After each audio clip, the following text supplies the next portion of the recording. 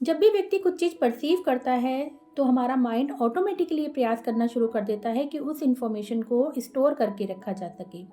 किसी भी इन्फॉर्मेशन को स्पेसिफिक टाइम पीरियड के लिए स्टोर करके रखने की एबिलिटी ही हमारी मेमोरी है, जो 3 प्रोसेस से होकर गुजरती है। पहला है एन्कोडिंग, जिसमें इन्फॉर्मेशन की रजिस्ट्री एक तरह से की जाती है। इन्फॉर्मेशन को कोई ना कोई साइन देकर, कोई ना कोई कोड देकर, कोई ना कोई ट्रेस देकर कोशिश की जाती है कि उसे स्टोर करके रखने के काबिल बनाया जा सके। दूसरी जो स्टेज है वो है स्टोरेज, जिसको रिटेंशन या धारणा की स्टेज भी कहते हैं। इसमें किसी भी सूचना को मेमोरी में स्टोर करके रखने का प्रयास किया जाता है। तीसरी स्टेज है रिट्राइवल यानी पुनः प्राप्ति, जिसे रिमेम्बरिंग की स्टेज भी कहा जाता है। जब भी व्यक्ति को ज़रूरत होती है तो वो स्टोर की गई इन्फॉर्मेशन में से वही इन्फॉर्मेशन खोजने का प्रयास करता है जो उसकी प्रॉब्लम का सॉल्यूशन कर सके, समाधान कर सके। एक तरह से ह्यूमन बीइंग की जो स्मृति होती है, जो मेमोरी होती है, वो ठीक कंप्यूटर की तरह होती है, जो एन्कोडिंग, स्टोरेज और रिट्राइवल जैसी अवस्थाओं से होकर गुजरती है। जब भी व्यक्ति को कुछ चीज़ याद नहीं होती या व्यक्ति जल्दी भूल जाता है, उस पर इसी बात का प्रभाव सबसे ज़्यादा होता है कि उसको एन्कोडिंग, स्टोरेज या रिट्राइवल में किस अवस्था में आकर परेशानी हुई। जैसे मान लीजिए किसी चीज़ की एन्कोडिंग बहुत अच्छे से हो गई, क्यूज़ बन गए, ट्रेसेस बन गए, लेकिन वो जो इन्फॉर्मेशन है वो स्टोर होकर नहीं रख पाई, तो वो रिट्राइव भी नहीं हो पाएगी।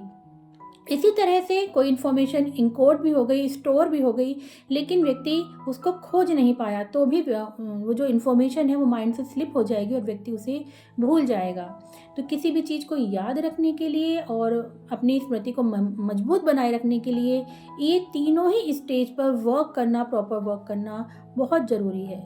मान लीजिए कोई स्टोरी है जो आपको बच्चे को याद करानी है, क्योंकि अगले दिन उसमें से कुछ क्वेश्चन आपको उम्मीद है कि एग्ज़ाम में आएंगे।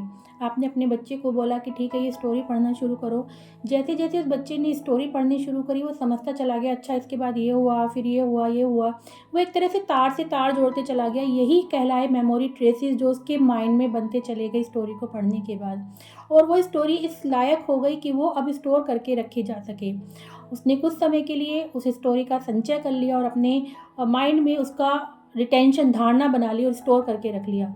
अगले दिन जब वो एग्ज़ाम देने गया तो वो उस स्टोरी में से जब क्वेश्चन पूछे गए तो उसने खोजना शुरू कर दिया स्टोरी के वो सारे तत्वों को जो उसने पढ़े थे, और उन क्वेश्चन के आंसर उसने कहाँ उस स्टोरी में देखे थे।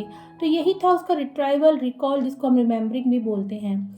तो मेमोरी की जो भी प्रोसेस है इन 3 अवस्थाओं से होकर गुजरी। इस स्टोरी के माध्यम से भी इनकोडिंग, स्टोरेज और रिट्राइवल, तीनों स्टेज में जहाँ भी दिक्कत होती, जहाँ भी बच्चा ठीक से वर्क नहीं कर पाता, वहीं वो स्टोरी को भूल जाता और एग्ज़ाम में क्वेश्चन लिखते टाइम वो रिकॉल नहीं कर पाता, रिमेंबर नहीं कर पाता, और उसको उस स्टोरी का विस्मरण हो जाता।